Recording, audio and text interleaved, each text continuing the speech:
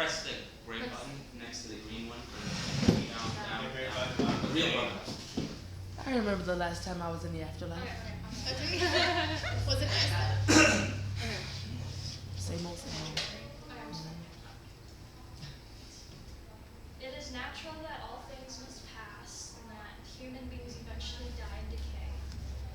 Many people who are affiliated with various religious doctrines believe that death can be comparable with an afterlife.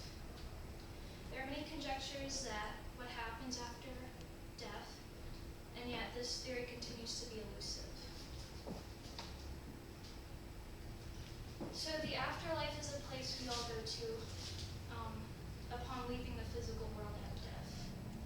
This is a continued existence, often takes place in a spiritual realm or an alternate dimension. The idea of continued existence after death was harbored by ancient Egyptians and also later Greeks and Romans of that era. And they conducted burial rituals and ancestor worship.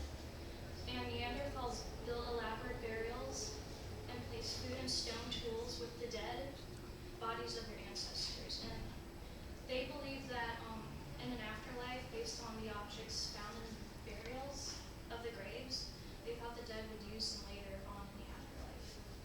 And so this is a funeral of an Egyptian, and that is a funeral of a Greek. This is Elysian Fields, and that is the judgment of the men. Elysian Fields.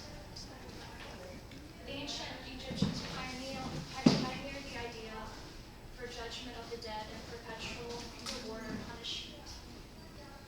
The Egyptian idea of the afterlife contains the three essential elements of Jewish and Christian doctrine: judgment, heaven, and hell. And both Egyptian and Jewish and Christian versions of hell include fire, unrelenting torture, and demons. And so the Egyptians called heaven Elysian Fields and hell Amenti. And later on the Jewish got those examples from the Egyptians as well, and later Christians got the examples of heaven and hell from the Jewish. But Elysian Fields is not a it's not a blissful spiritual realm. It's a place where farming was conducive because in ancient Egypt, they had a hot, arid environment, so there wasn't a lot of the farming there was arduous when it comes to growing food, and that was their version of heaven because they couldn't grow anything. And Amenti was a place of fire and a ditch of reptiles, and there was a great worm that lived there that tormented anyone who went there. And so the similarities is that all the different doctrines have similarities in the principles of the final judgment, heaven, hell, and morality. And I want to show how all these principles are common in every world religion and how we all basically believe in the same things, and we all are like unified as a whole based on our different belief systems. And so the main thing that we all believe in is that our conduct dictates whether we go to heaven or to hell, or which part of the afterlife one is meant to go to. And so the Abrahamic religions are Christianity, Islam, and Muslims. They believe the soul survives death, which could be a desire for immortality because of fear of death. And so they believe in a higher spiritual essence. They believe in resurrection, which is an act of rising from the dead or returning to life.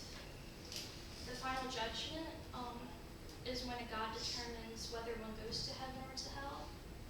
And many Christian, Jewish, and Muslims believe that the dead sleep in their graves until the final judgment. And so being in a grave is like an interim between heaven and hell, so it's like the waiting room that they're judged upon. And immortality is when a continued human spiritual existence after the death of the body. And so they don't believe that death's when one dies, it's just death ceases to exist. It's like you still continue to live even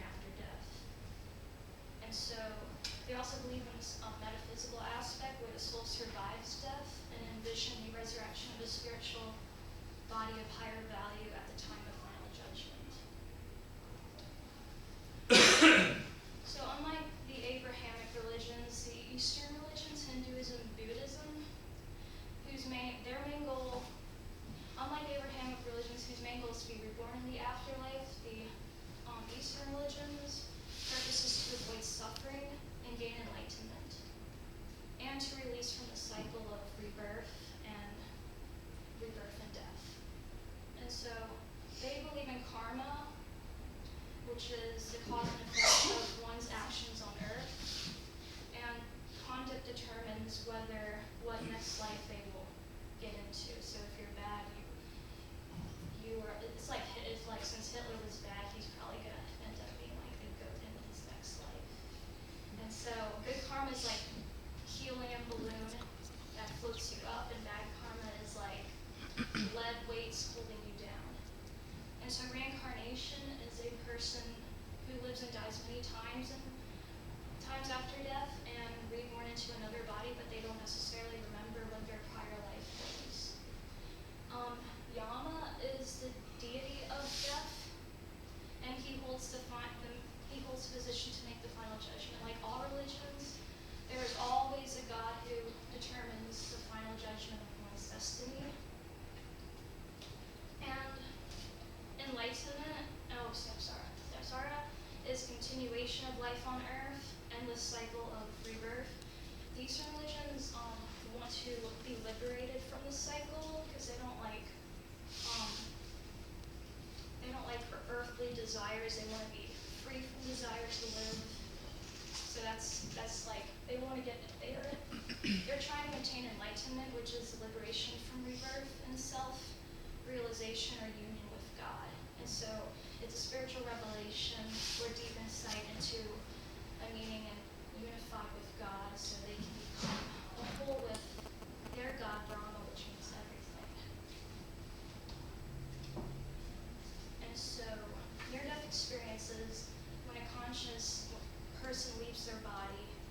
And these are really rare, and yet all religions, all denominations have reported of having a near-death experience phenomenon. They come from those who have been clinically dead where external life signs such as consciousness, pulse, and breathing cease, and yet they come from, you can have them when you're in a coma or a cardiac arrest, or the brain ceases to register any activity on an EEG monitor.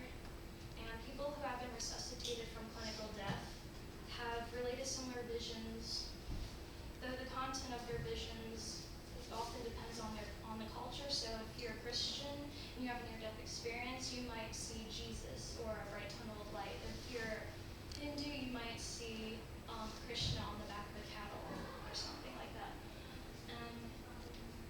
It demonstrates the desire for a continued existence, but it does not conclusively prove that there's an afterlife. Every religion have all reported having near-death experience phenomena. These experiences are similar to the visions or journeys that are described in some of the sacred texts of their religions. And so, it's common images they see as a bright tunnel of light, meeting a spiritual entity, encountering dead family members, and seeing your body from a different vantage point. So, like, sometimes you would see your body from like up above, seeing doctors working on your body. And so like there's like a lot of crazy stuff that happens when people report these kind of experiences. But atheists believe that or scientists rather, they try to negate this idea with hallucinations induced by medication or chemical reactions the brain experiences during death-defying crises. And so like when the brain is oxygen deprived, a glowing patch of light is seen which looks much like what one sees through a tunnel, and visions of the tunnel and light are the result of cultural conditioning. So people associate with God with light, so the mind sees what it wants to see, and it's an altered state of traumatic experiences that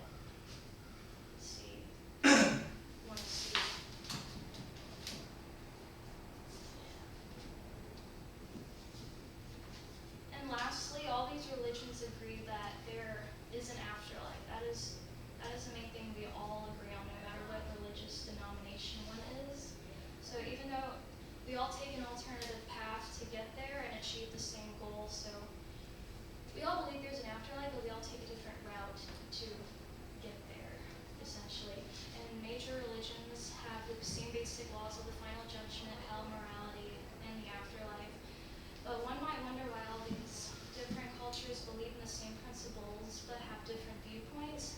And one possibility is that we all have the same basic human emotion of fear. And so the way of coping through this fear is through religion, because we need hope to believe in something, because we're afraid of death and dying. And so atheists believe that there is no existence after death because ideas of heaven and hell are just wishful thinking by the ones who refuse to accept the finality of death.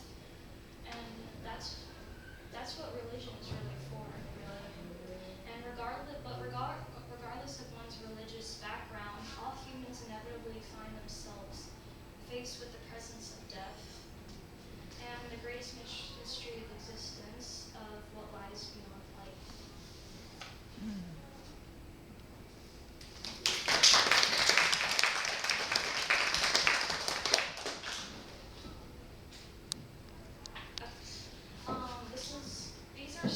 This is like a whole series of my product, and up there is like my main product, like that painting up there. It's like an angel, kind of like.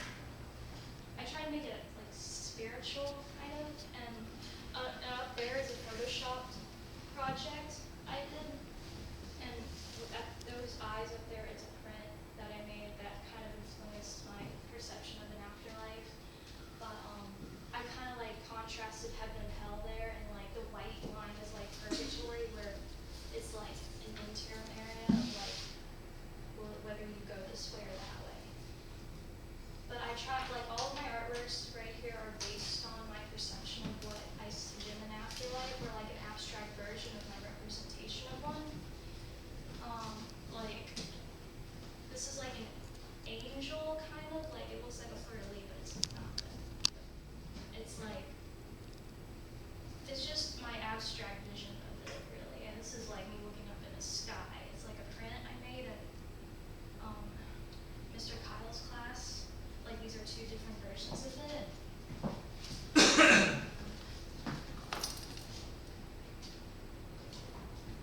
It's like and stuff. It's like, and this is one of my favorite ones. It's like, I call it beyond existence because it's like a bright light. It's kind of like resembles a near-death experience where it's like a bright patch of light one sees when they're unconscious and cross-hatching.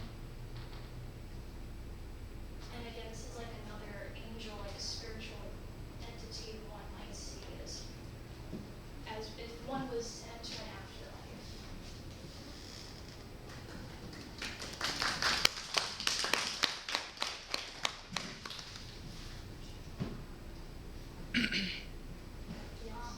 In the process of writing your paper,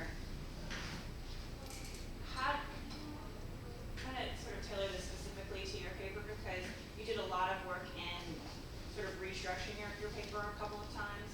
And how did the process of writing your paper go for you? My thoughts were like really jumbled up. Like I was like everywhere in the process. Like organization was a really hard part for me. Like I had to like organize my thoughts into like how these religions view their similarities with heaven and hell, and then I have one that similarities between morality, rebirth, reincarnation. But like I just restructured it, and like from like the oldest, like the religion that came after one another, really, like Judaism, Christianity, Islam, Hinduism, Buddhism. I tried to put the Eastern religions group together, the Abrahamic religions group together, and then it just flowed through the paper that way. What made you choose this topic? A good question. Well, I kind of wanted to do something that involved philosophy, cultural anthropology, art, existentialism, and like and also I'm sort of raised in a way that's like where I like always contemplate about like what would happen if I died, or like what would happen if someone close to me died. And like I'd always wonder like if there was an afterlife, if there wasn't. Like I've always thought about death and dying, really.